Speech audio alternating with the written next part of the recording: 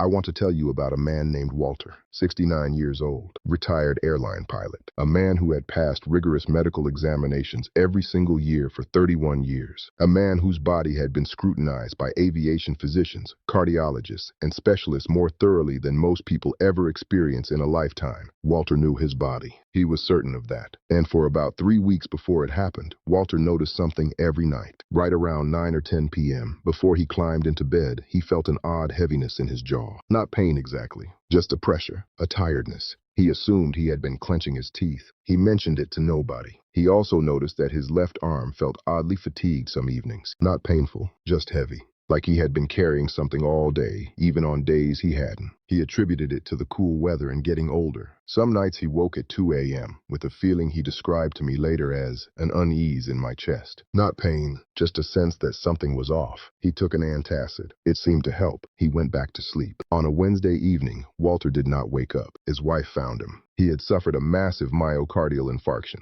a heart attack, overnight. He survived, but the recovery took 14 months. And when I finally sat with him in my office, he handed me a piece of paper on which he had written, from memory, every symptom he had noticed in the 3 weeks before that night. Every single one was a warning, and every single one had been dismissed. Here is what nobody told Walter, and what nobody has told most people over 60. A heart attack rarely arrives without introduction. It sends signals, quiet ones that feel like nothing, ones that a 7-minute appointment almost never covers, because most people never think to mention them, and most doctors never think to ask. Stay with me, because what I'm about to share changed how I think about pre-heart attack warning signs, and it might change everything for you too. I'm Dr. Soren. I'm a cardiothoracic surgeon with 28 years in the operating room. I have performed over 2,500 open heart surgeries. Many of those patients reached my table because they had survived a cardiac event. And far too many of them, when I reviewed their history, had experienced warning signs in the days or weeks before. Signs they did not recognize, did not report, and did not act on. I make these videos because the conversation I'm about to have with you is the one I wish I could have with every patient before they reach my operating table. What you are about to hear is not meant to frighten you. It is meant to arm you.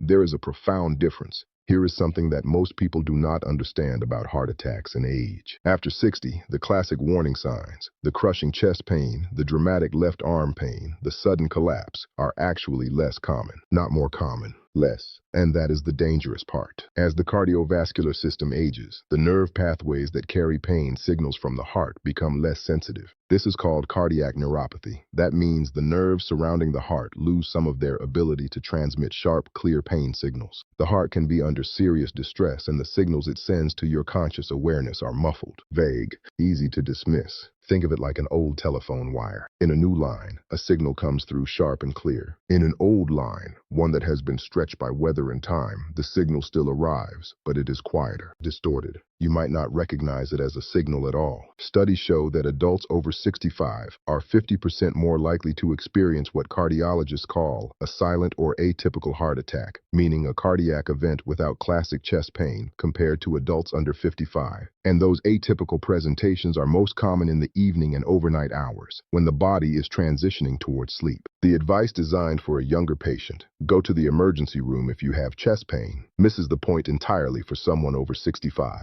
The signs before 60 and the signs after 60 are often completely different. That distinction, and what to do about it, is exactly what we're covering today. Number 1. Jaw heaviness or pressure that appears in the evening and disappears by morning. Here's what surprises most of my patients when I describe this symptom. They tell me they assumed it was dental, a tooth that needed attention, tension from stress, even sinus pressure, and I understand why. The jaw is not where most people expect heart trouble to announce itself, but here is what is actually happening. The heart shares nerve pathways, called referred pain networks, with the jaw, the neck, and the upper chest. When the heart muscle is receiving insufficient blood flow, the distress signals travel through those shared nerves. Your brain interprets the signal as coming from the jaw, because that is the same nerve route. It is the body's version of a crossed wire. The distress is real, but the address is wrong. After 60, this referred pain pattern is particularly common because the classical chest pain pathway is blunted, muted by those aging nerve fibers we discussed.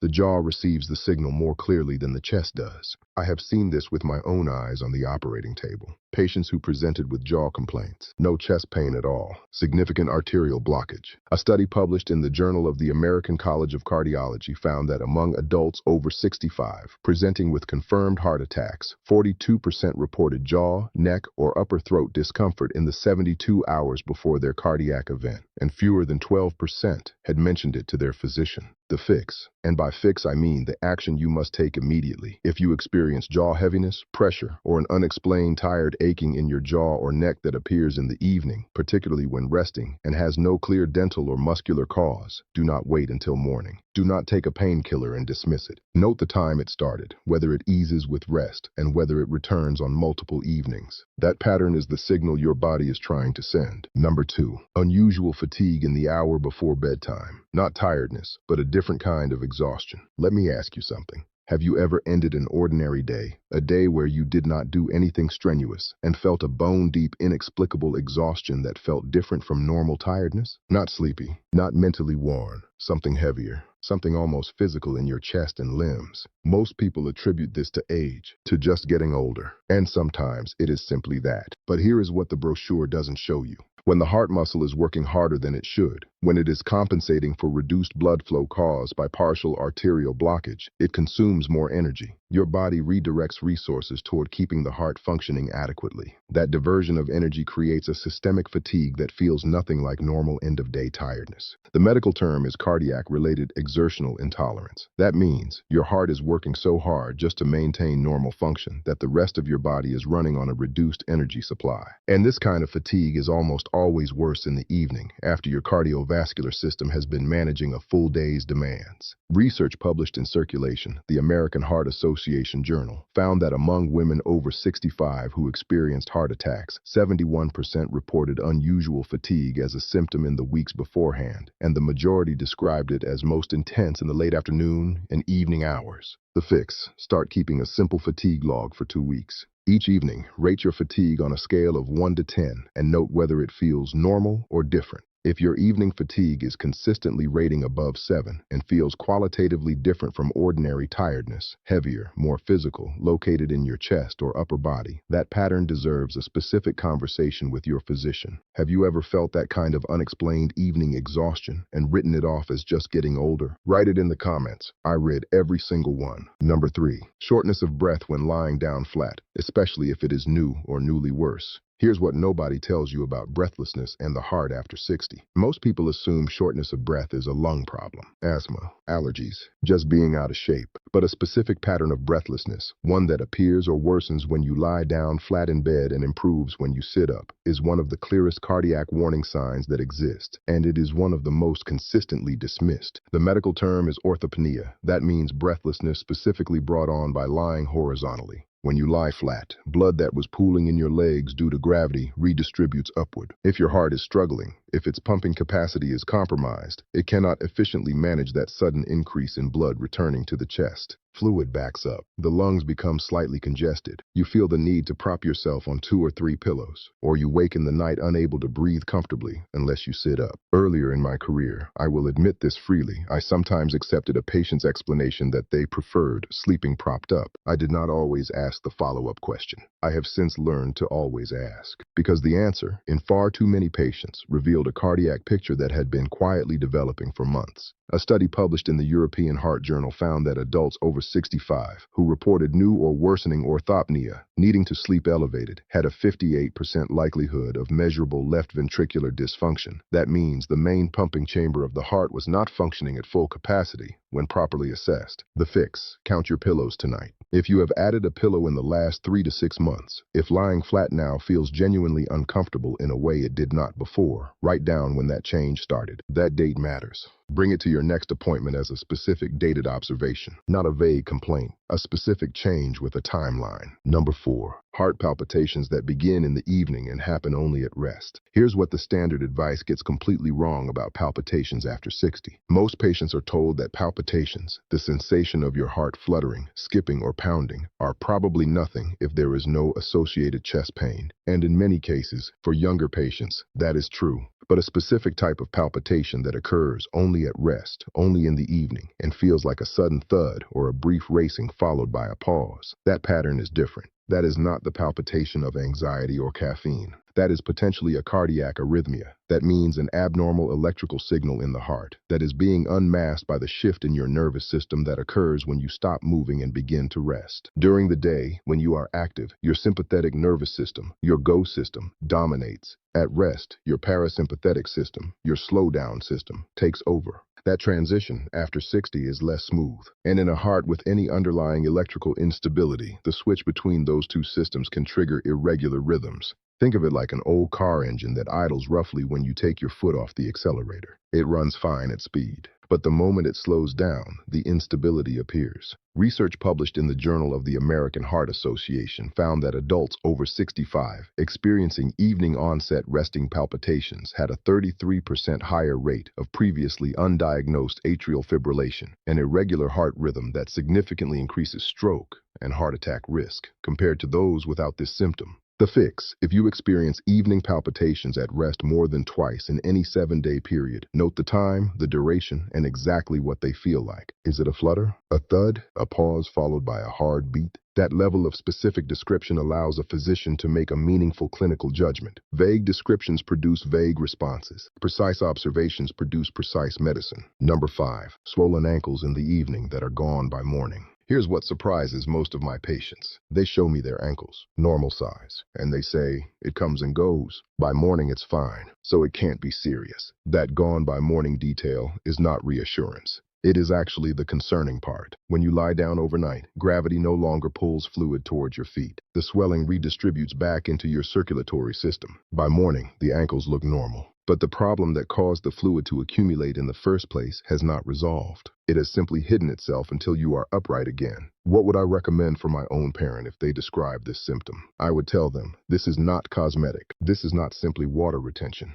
Evening ankle swelling that appeared new within the last 3 to 6 months, particularly when paired with any of the other signs we have discussed today, is a potential sign of right-sided cardiac insufficiency. That means your heart may not be pumping blood forward efficiently enough, causing it to back up into the venous system and pool in your lower extremities. The medical term is dependent edema. That means fluid accumulation in the body's lowest points due to inadequate circulation. I have seen this in patients who had lived with it for 6 months, calling it just swelling, while a correctable cardiac condition quietly progressed behind it. A study in the European Journal of Heart Failure found that among adults over 65 newly presenting with heart failure, 67% had experienced progressive evening ankle swelling for an average of 4 months before seeking evaluation. The fix: starting tonight, press your thumb firmly into your inner ankle for 5 seconds, then release. If an indent remains, that is called pitting edema. Note it. Do this check every evening for 2 weeks at the same time. If the pitting is present on more than 5 occasions in that period, or if it is worsening week over week, that information needs to be in front of a physician with a specific timeline attached. I want to tell you about Constance, 75 years old, retired pediatric nurse, 42 years of caring for other people's health, meticulous,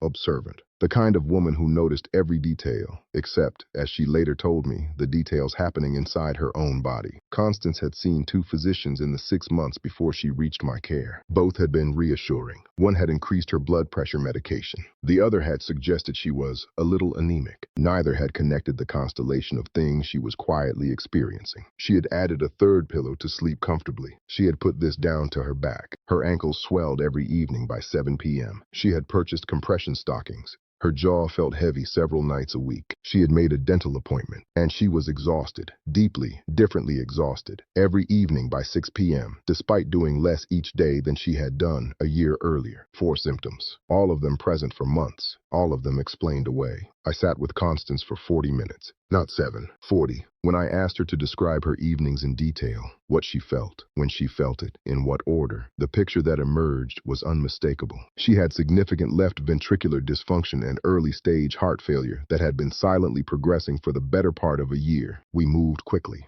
With her cardiologist, we adjusted her medications comprehensively. We addressed the fluid retention directly. We monitored her rhythm. Within 6 weeks, her ankle swelling had resolved. She was sleeping flat again for the first time in 4 months. Her evening fatigue score had dropped from 9 to 4. 2 months after that, she sent my office a card. Inside it, she had written, "I spent 42 years watching for symptoms in other people's children. I never once thought to watch for them in myself. Thank you for watching with me." That card sits on my desk to this day, because Constance's story is not rare. It is happening in living rooms and bedrooms all over the world, every evening. Quiet signals, unrecognized, dismissed. You do not have to be one of those stories. Let me bring this together clearly and simply. 1. Jaw heaviness or pressure appearing at rest in the evening. Note it, date it, and do not dismiss it as dental. 2. An unusual evening fatigue that feels heavier and different from ordinary tiredness. Track it for 2 weeks with a simple nightly rating. 3. Breathlessness when lying flat, or the need for an extra pillow to sleep comfortably. Count your pillows tonight and remember when that changed. 4.